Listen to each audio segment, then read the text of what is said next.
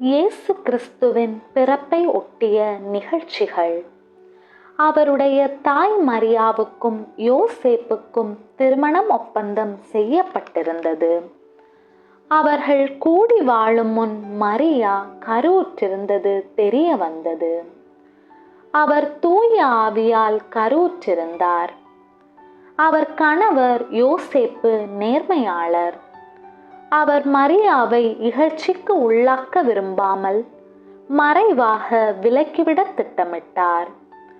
அவர் இவ்வாறு சிந்தித்துக் கொண்டிருந்த போது ஆண்டவரின் தூதர் அவருக்கு கனவில் தோன்றி, யோசேப்பே, தாவீதின் மகனே, உம் மனைவி மரியாவை ஏற்றுக்கொள்ள அஞ்ச வேண்டாம்.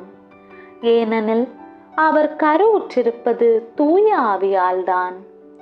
அவர் ஒரு மகனை பெற்றெடுப்பார். அவருக்கு இயேசு என பெயரிடுவீர்.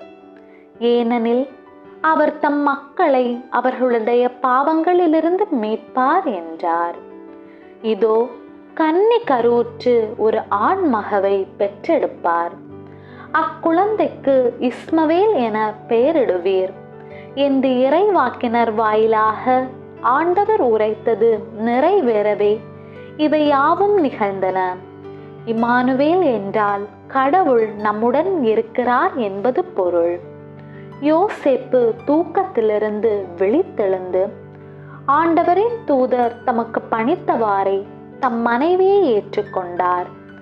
மரியா தம் மகனை பெற்றெடுக்கும் வரை யோசேப்பு அவரோடு கூடி வாழவில்லை. யோசேப்பு அம்மகனுக்கு இயேசு என்று பெயரிட்டார்.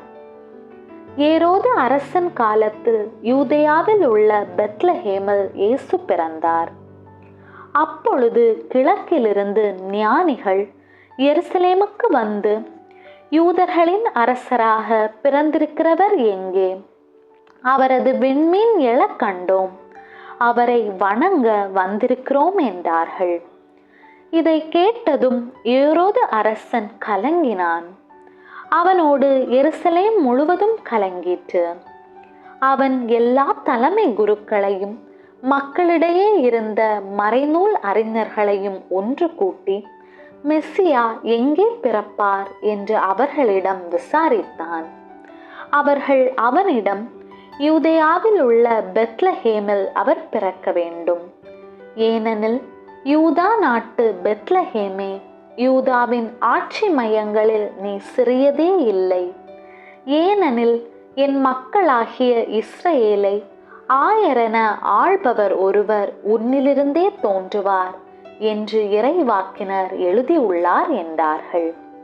பின்பு ஏரோது யாருக்கும் தெரியாமல் ஞானிகளை அழைத்து கொண்டு போய் விண்மீன் தோன்றிய காலத்தை பற்றி விசாரித்து உறுதி செய்து கொண்டான். மேலும் அவர்களிடம், நீங்கள் சென்று குழந்தையை குறித்து திட்டவட்டமாய் கேட்டு எனக்கு அறிவியுங்கள். அப்பொழுது நானும் சென்று அக்குழந்தையை வணங்குவேன் என்று கூறி அவர்களை பெத்லஹேமுக்கு அனுப்பி வைத்தார். அரசன் சொன்னதை கேட்டு அவர்கள் புறப்பட்டு போனார்கள். இதோ, முன்பு எழுந்த விண்மீன் தோன்றி குழந்தை இருந்த இடத்திற்கு மேல் வந்து நிற்கும் வரை அவர்களுக்கு முன்னே சென்று கொண்டிருந்தது. அங்கே நின்ற விண்மீனை கண்டதும் அவர்கள் மட்டில்லா பெருமகிழ்ச்சி அடைந்தார்கள். வீட்டுக்குள் போய் அவர்கள் குழந்தையையும் அதன் தாய் மரியா வைத்திருப்பதையும் கண்டார்கள். நெடுஞ்சான் கிடையாய் விழுந்து குழந்தையை வணங்கினார்கள். தங்கள் பேழைகளை திறந்து பொன்னும் சாம்பிராணியும் வெள்ளை போளமும் காணிக்கையாய் கொடுத்தார்கள். ஏரோதிடம் திரும்பி போக வேண்டாம் என்று கனவில் அவர்கள் எச்சரிக்கப்பட்டதால் வேறு வழியாக தங்கள் நாடு திரும்பினார்கள்.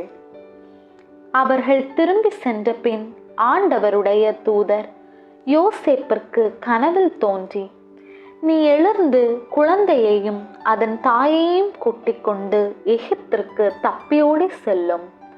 நான் உனக்கு சொல்லும் வரை அங்கேயே இரும். ஏனெனில் குழந்தையை ஏரோது கொல்வதற்காக தேடப் போகிறான் என்றார்.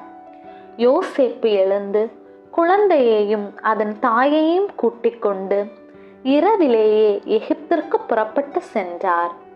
ஏரோது இறக்கும் வரை அங்கே இருந்தார்.